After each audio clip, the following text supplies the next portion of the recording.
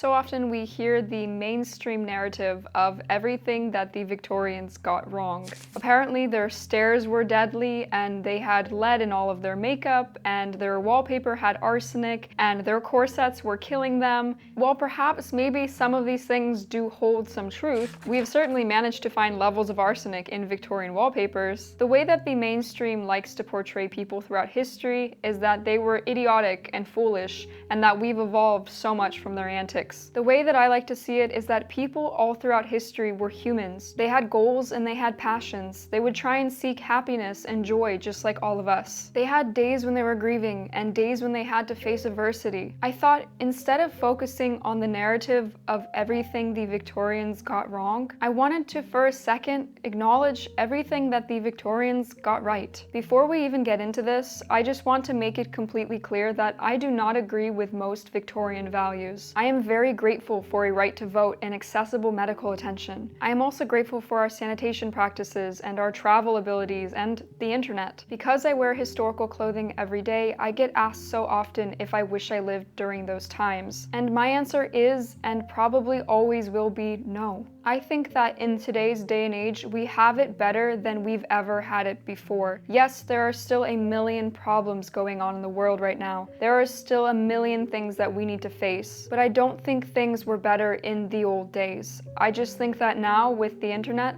a lot more things are coming to light. So I wanted to make this video to take a moment to acknowledge what people in the past maybe got right. I also want to make it clear that this video is not meant to demean or diminish the struggles of any individual. There are so many horrific parts about history, and we still have so much more work that needs to be done today. But I think that it does serve us well to recognize some of the positives amongst all the work that we are currently doing. And most of all, I want to show that we had incredibly inspiring, influential, and intelligent people all throughout history, and without them, our world actually would not be the way it is today. While history is filled with tragedy, I think there are bits here and there that we can see as being beautiful. One of those things is the artistic qualities of historical fashion, and though many styles of garments are linked with incredibly tragic pasts, I think there are still aspects of them to be appreciated. During the Victorian era specifically, access to knowledge and information was completely different than it is now. Obviously, they didn't have the internet or many other luxuries that we currently have with our present-day technologies, but the Victorians were surprisingly capable inventors, and those who weren't inventing things were doing their very best with what they had at that time. Does this sound familiar?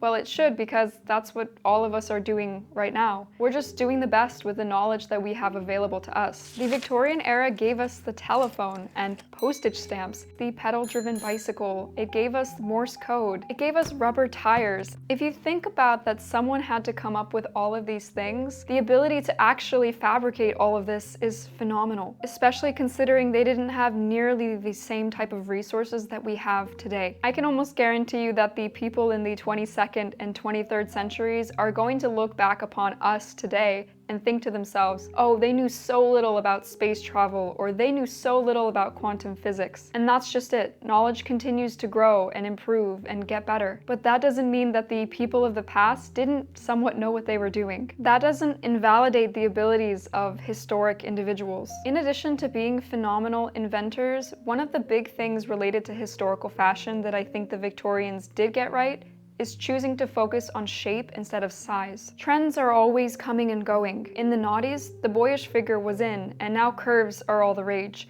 which just goes to show us how incredibly fickle trends can be. While now we have trends that isolate individuals because it requires them to be a specific size or look a specific way that isn't possible, the Victorians also had their ever-changing fashionable silhouettes as well, but the difference there is that any size could have accomplished what was considered the fashionable shape. Photographs and also extants show us that women of all different sizes were wearing similarly shaped silhouettes, and creations such as corsets and padding were there to help emphasize that silhouette even more. That means no matter how slim or curvy an individual was, they could have still been on trend with the latest fashions and the latest garments. This is not to say that women were not objectified or still treated poorly. That is very much the case, and we can see that there have been significant improvements in the way that women are treated present day, though there is still a lot of work to be done. Standardized sizing is a volatile industry industry because it is constantly changing, first of all, and every single brand has its own set of this standard. Therefore, there is no uniformity or a universal system. And on top of that, what is considered standard is completely relative and subjective. I think a mindset shift to encouraging individuals to find shapes and silhouettes that look flattering on them and that they feel confident wearing is in essence a brilliant way to encourage acceptance of all body sizes and all figures. I do wholly believe that there is a way for any figure to feel confident and beautiful, and I think it is society's narrative and limitations that are causing us to feel bad about our own bodies. While the Victorians probably got many things wrong in regards to the objectification of the human body, I do think there is a shred of wisdom there that we can learn from in our present-day society in order to encourage us all to become more acceptant of all body sizes. The beautiful thing as well about living right now in present-day times in this 21st century is that we no longer have to subscribe to a fashionable shape either. But while today many individuals find it difficult to find clothes that truly fit them exactly the way that they are, Victorians did actually have many options for all sorts of sizes. And that's because these standardized measurements weren't there yet. Women would typically walk into a dressmaker's and then pick out their fabric, and then that fabric would be directly draped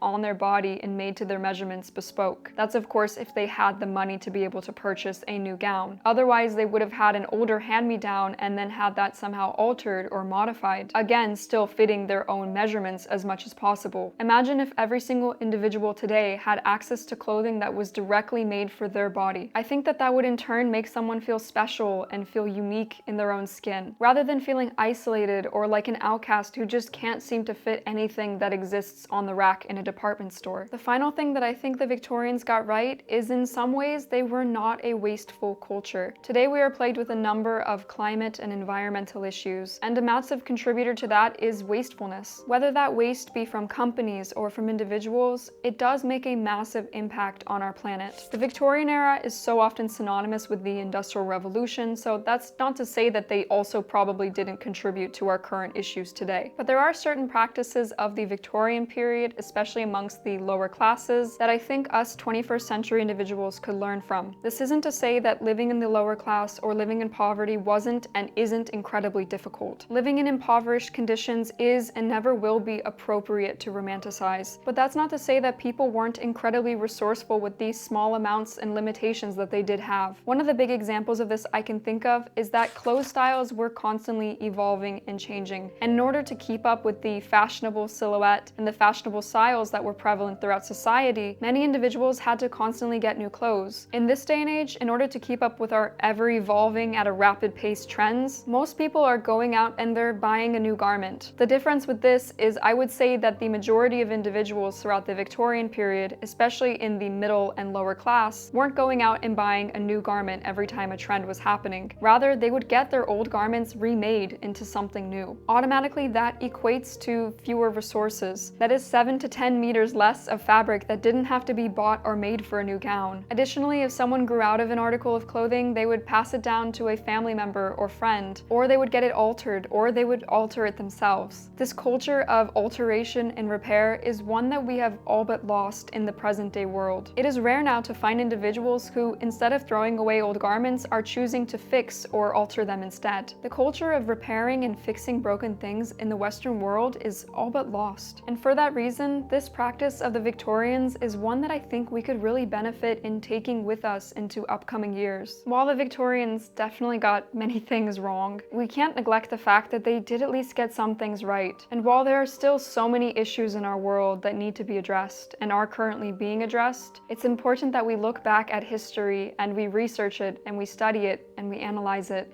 in order to see what we can take from it that was inspiring and useful and use it in our present day context, and what we can go ahead and leave in the past and learn from. I'm sure there are other things that the Victorians did get right. These are just the things that I could think of off the top of my head. I hope you've all enjoyed this little bit of a rant. Thank you so much for watching, and I'll see you all on Thursday for another video.